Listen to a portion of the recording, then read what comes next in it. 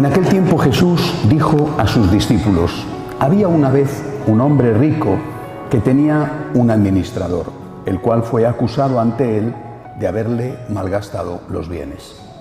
Lo llamó y le dijo: ¿es cierto lo que me han dicho de ti? Dame cuenta de tu trabajo, porque en adelante ya no serás administrador. Entonces el administrador se puso a pensar: ¿qué voy a hacer ahora que me quitan el trabajo? No tengo fuerzas para trabajar la tierra y me da vergüenza pedir limosna. Ya sé lo que voy a hacer para tener a alguien que me reciba en su casa cuando me despidan. Entonces fue llamando uno por uno a los deudores de su amo. Al primero le preguntó: ¿cuánto le debes a mi amo? El hombre respondió: 100 barriles de aceite. El administrador le dijo: toma tu recibo, date prisa y haz otro por 50. Luego preguntó al siguiente: ¿y tú cuánto debes? Este respondió: 100 sacos de trigo. El administrador le dijo: toma tu recibo y haz otro por 80. El amo tuvo que reconocer que su mal administrador había procedido con habilidad, pues los que pertenecen a este mundo son más hábiles en sus negocios que los que pertenecen a la luz. Y yo les digo: con el dinero tan lleno de injusticias, gánense amigos que cuando ustedes mueran los reciban en su reino. Es que es fiel en las cosas pequeñas, también es fiel en las grandes, y el que es infiel en las cosas pequeñas también es infiel en las grandes. Si ustedes no son fieles administradores del dinero tan lleno de injusticias, ¿quién les confiará los bienes verdaderos?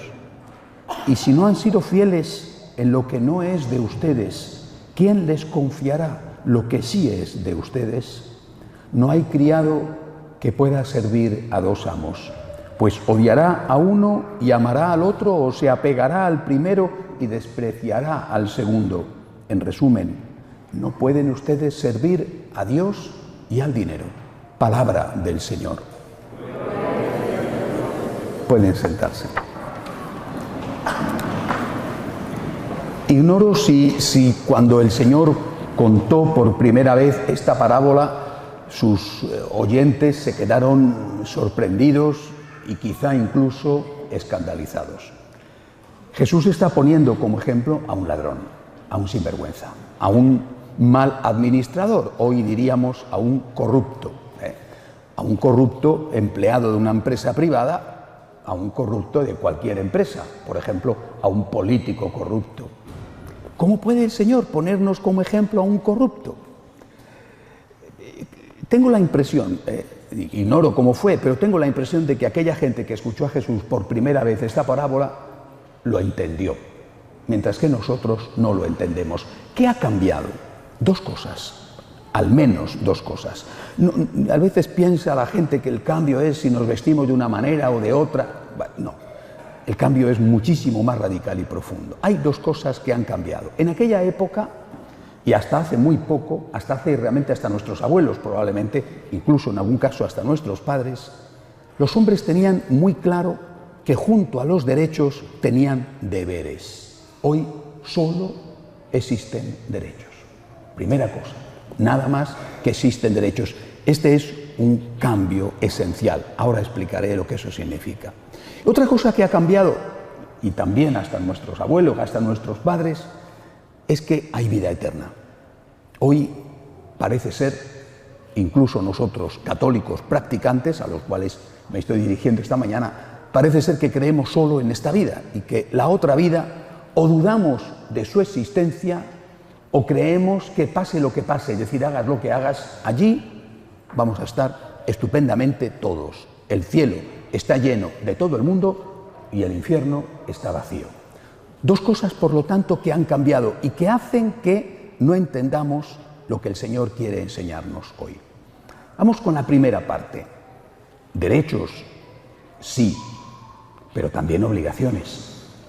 Hace unos días se reunieron los discípulos, los que fueron alumnos del actual todavía Papa emérito, el Papa Benedicto, Cardenal Ratzinger en su momento. y hicieron un análisis sobre la situación en Europa, una situación muy difícil por muchos sentidos, pero ellos se referían sobre todo al tema de la llegada masiva de musulmanes, que está no solamente generando tensiones con el terrorismo, sino también tensiones en la adaptación en una sociedad que había ido deslizándose hacia el ateísmo y que ahora se encuentra con un núcleo fuerte de creyentes en la religión de Mahoma. Y estos estudiosos, seguramente de la gente más brillante que hay en este momento en la Iglesia, dicen que la causa es que se ha construido Europa, y vale exactamente igual para Estados Unidos y vale exactamente igual para todo Occidente, se ha construido Europa sobre los derechos. Es un mundo, un país o un conjunto de países de derechos y no de obligaciones. Llegan los emigrantes, llegan con derechos, pero no con deberes. Tienes derechos, pero no tienes obligaciones. Por ejemplo, tienes derecho a mantener tu religión, tu cultura, pero no tienes deberes que cumplir con esa nación que te acoge. Esto es un ejemplo. Y esto vale para todo. Vale para la familia. El niño pequeño, no digamos el adolescente, que ya es lo más, ¿verdad? Pero desde pequeños saben perfectamente cuáles son sus derechos. Muchos de ellos no son verdaderos derechos, pero ellos dicen, yo tengo derecho a...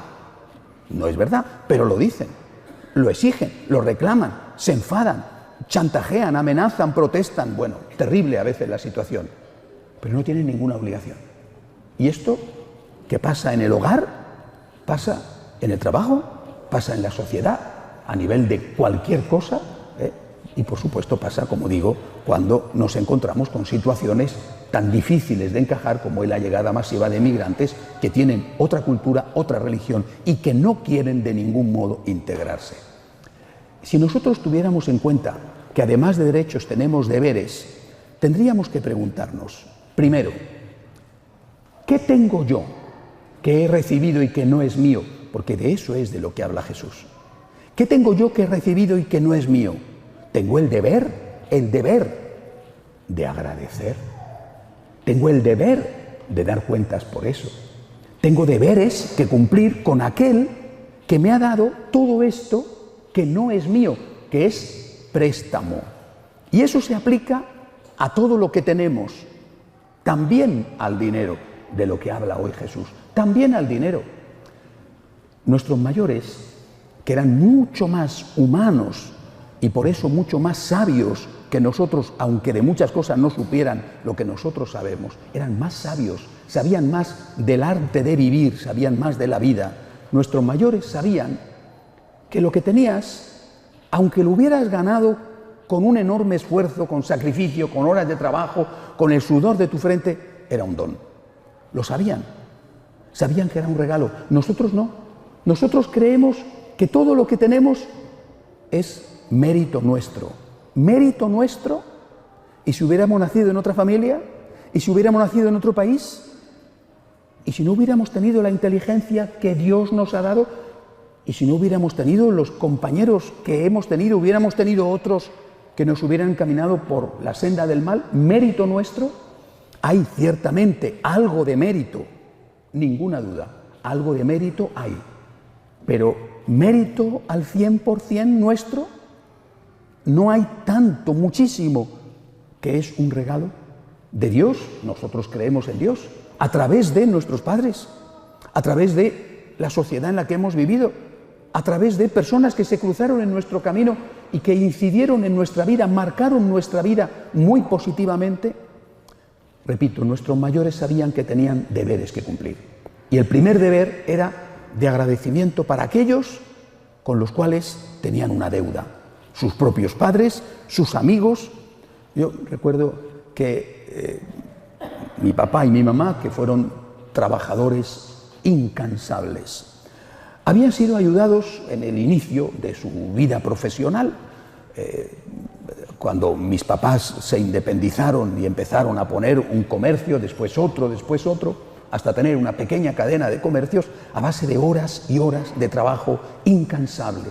Solo se trabajaba en aquella casa.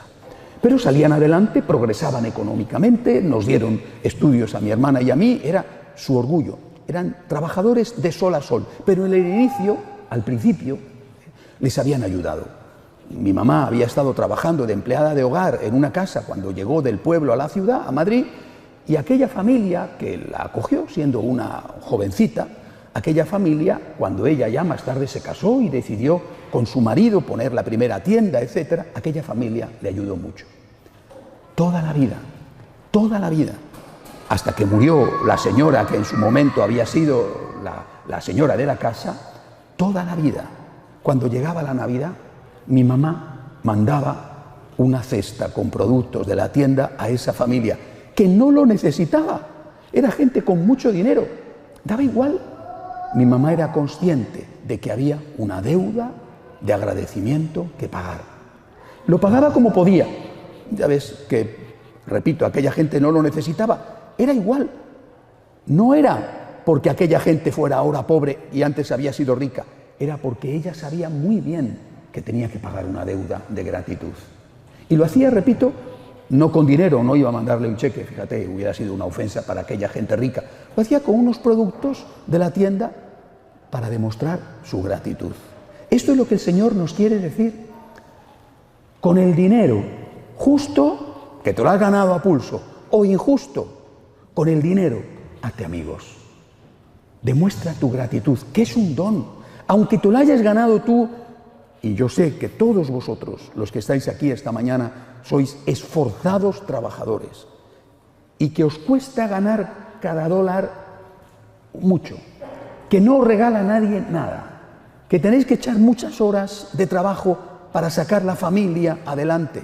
Aún así, aunque es vuestro el esfuerzo y el mérito, aún así tenéis una deuda con Dios y posiblemente con otras personas. Entre otros, con vuestros padres que a lo mejor se quedaron en el país de origen, pero sin ellos y sin su esfuerzo no estaríais vosotros aquí ahora. Primera lección, por lo tanto, yo tengo deberes que cumplir, deberes de agradecimiento con Dios y con la gente.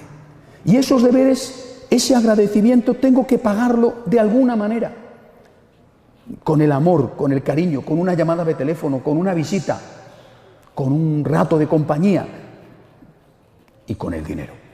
Porque a veces, justamente, eso es lo que el otro necesita, que te eches mano al bolsillo y que des dinero. Segunda cosa que tenían nuestros mayores y que hemos olvidado, o casi olvidado, hay vida eterna. Hay vida eterna. Nosotros vivimos la vida como si fuera a durar para siempre aquí en la tierra, cosa que no es verdad, y como si en el caso de que acabara, siempre son los demás los que se mueren. Siempre te enteras de cosas que han muerto otros, hasta que te toca a ti. Pero mientras tanto, es como si tú fueras a vivir para siempre, como si a ti no te fuera a tocar. Nuestros mayores no vivían así. Sabían que en cualquier momento podían vivir. Quizá no había una medicina tan sofisticada, tan avanzada. La gente moría de una epidemia. Por ejemplo, hubo una epidemia en Europa que diezmó a la población y en algunos casos la dejó reducida a la mitad. Eso hacía que tuvieran más presente la muerte, es verdad. Pero aún así sabían que con esta vida te abrías paso a la otra, que había una relación entre esta y la otra, que lo que hicieras aquí iba a marcar qué tipo de vida ibas a llevar allí. Lo sabían y vivían teniendo en cuenta esto. En mi país, todavía hoy, gracias a Dios, y desde luego en las ciudades antiguas, es decir, en todas las ciudades, porque todas son ciudades antiguas y tienen la parte antigua generalmente en el centro, y en muchos de vuestros países y de vuestras ciudades, dabas un paso, una iglesia. Unos pasos más, otra iglesia, un convento, otra iglesia, un convento. ¿Cómo es posible? ¿Es que aquella gente no sabía más que construir iglesias? Es que aquella gente tenía fe en la vida eterna. Y vivían esta vida y disfrutaban de esta vida, pero tenían fe en que lo que hicieran en esta vida les iba a servir para la vida eterna. Nosotros no. Esas iglesias, maravillosas, muchas de ellas, bellísimas, todavía hoy han desafiado el paso de los siglos. esas extraordinarias obras de arte se hicieron con el dinero de los ricos y con el dinero de los pobres. Era la ciudad entera la que trabajaba. Eran los pobres, los medianos y los ricos los que ponían. El rico pondría más y el pobre ponía lo que tenía para poner. Porque sabían que estaban construyendo para la vida eterna. Y nosotros no. Cuando un católico latino, por ejemplo, se hace de una secta, lo primero que te dicen, el diezmo. Lo primero. Y si no, aquí no entras. Y te lo argumentan. Ese diezmo se transformará en bendición para ti. Si tú das, Dios te dará más. Aquí en la tierra y el cielo. Aquí y allí. El católico latino, el católico normal latino, normal no significa que sea lo que debe ser, católico medio latino, si puede echar un centavo, no echa dos. Si puede echar $1, no echa dos. No digo que todos, la mayoría. La mayoría. Esta mañana hablaba con los franciscanos de María que están en Chile, saludarles, saber cómo están, bueno, y me contaba el padre Jacobo el lío que han tenido con un difunto. En las parroquias en Chile llevan los difuntos a enterrar y allí pasan la noche antes de salir hacia el cementerio. Es una costumbre en ese país. El lío que han tenido con un difunto, simplemente porque el difunto se negó a dar ni un solo donativo a la iglesia y los religiosos le dijeron, ¿puede usted dar algo? No, bueno, pues no pasa nada. Si no puede dar nada, no pasa nada. Solamente por haberse atrevido a decirles, ¿puede usted dar algo? Ya está el lío. ¿Y la luz quién la paga? ¿Y quién paga las reformas de la iglesia? ¿Y quién paga el sueldo de los curas? Que de algo tenemos que vivir. No, esto todo viene del aire. Pero eso sí, entras en una secta y entonces sí das gustosamente el diezmo. Tenemos un problema. Tenemos un problema muy grave. Hemos perdido de vista que tenemos obligaciones y hemos perdido de vista que hay vida eterna. Si esto lo volvemos a recuperar, yo tengo deberes que cumplir para con Dios. Por supuesto, mi deber primero para con Dios es mi corazón, pero también mi dinero. Y además, lo que yo haga aquí por Dios, Dios me lo va a recompensar aquí y en la vida eterna. Jesucristo fue tan claro, que nos debería de dar mucho que pensar, meditar sobre estas palabras del Señor. Venid benditos de mi Padre, porque he tenido hambre y me habéis dado de comer. Id malditos de mi Padre, porque he tenido hambre y no me habéis dado de comer. No dice el Señor, id malditos porque me habéis robado. Dice, id malditos porque no habéis dado limosna. Son palabras del Señor. Los protestantes las entienden perfectamente. Se lo explican clarísimamente a sus feligreses y da resultado. Y los católicos seguimos echando $1 y si puedo echar $0,5, mejor que si echo uno, y si echo uno, mejor que si echo dos. Tenemos un problema y tenemos que hacer frente a este problema tal y como nos enseña Jesús. Si no eres capaz de ser agradecido con el vil dinero que dice el Señor, ¿quién te confiará la vida eterna, el alma, que es mucho más importante? El dinero pasa. Hazte amigos con él. Hazte amigos que un día te digan, este señor me dio de comer, este señor me ayudó, este señor, gracias a este señor yo pude pagar mis estudios, gracias a este señor yo pude ir al médico y pude curarme. Con el dinero, hazte amigos para que un día el Señor te diga, ven, bendito, porque he tenido hambre y tú me has dado de comer. Que así sea. De pie, por favor.